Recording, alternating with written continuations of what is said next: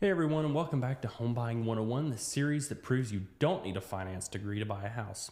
In our last episode, we talked about finding your why and bracing yourself for the emotional roller coaster.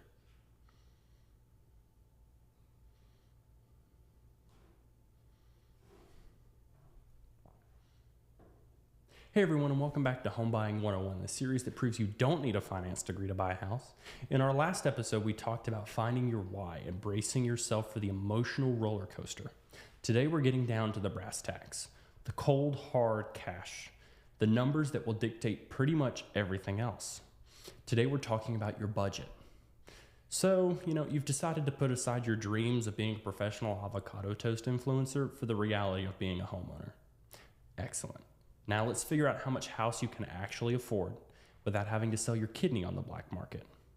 You might think you know what you can afford, and you've looked online, looked at the calculators, you've dreamt big, but the truth is what a bank says you can borrow and what you can comfortably afford are often two very different numbers.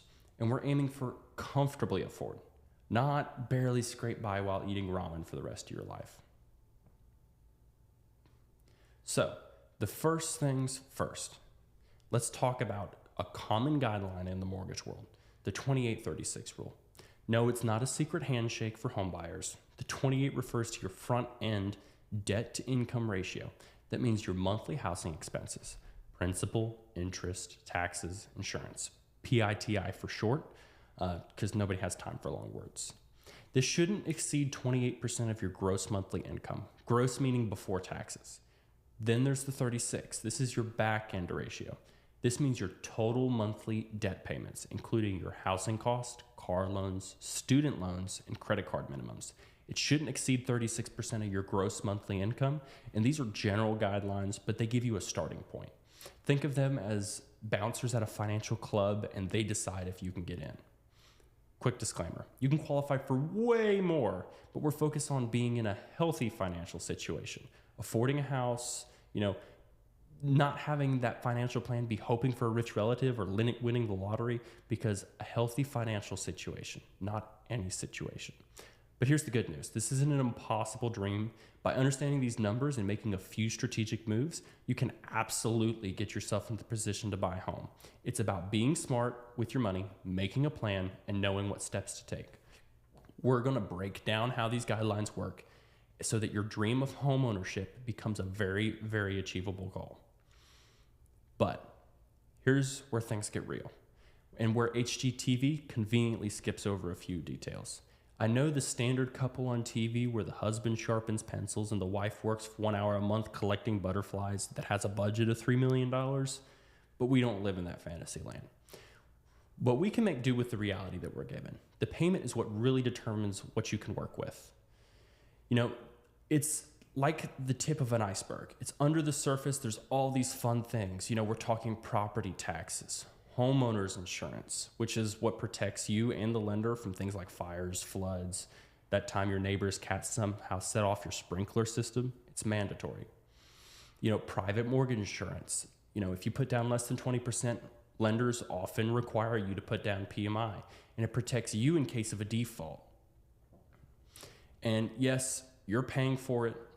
It's how it works. HOA fees, if you're looking at condos or planned communities, homeowners associations take fees, and those cost money, and they give you a lot of rules. And these costs can easily add up to hundreds, if not $1,000 or more. So when you're looking at a property, don't just look at the estimated mortgage, ask for the full PITIA, another acronym. And we haven't even talked about closing costs yet, or your down payment. And I know this is pretty standard, but your down payment is that big chunk of cash you put down up front. It can be anywhere from 3% to 20%. And the more you put down, the less you borrow and the lower your monthly payment is. And the less likely you are to be able to pay PMI. This is usually the biggest hurdle for first-time home buyers. Then there are closing costs. These are all the fees associated with getting a mortgage, transferring property ownership, lender fees, attorney fees, appraisal fees, recording fees. It's a big laundry list, and these can easily add up to 2 to 5% of the loan amount. So if you're buying a $300,000 house, closing costs could be anywhere from $6,000 to $15,000 on top of your down payment. This is why having a robust savings account is crucial. You need money for the down payment and for the closing costs. And ideally, you still want an emergency fund after everything's said and done. Because remember that leaky faucet or that rebellious toilet? It's all going to happen as soon as you close. So it's less about flashing dollar bills and more about meticulous planning and understanding every single item. This isn't about being financially perfect. It's about being prepared. Your budget isn't just a number. It's the foundation for your home buying journey. And get this right, and the rest of the process will be a whole lot smoother. Get it wrong, and you might find yourself living in a beautiful house, eating struggle meals. Please like, subscribe. What am I kidding? You know the drill. Anyway, thanks as always. Have a good one.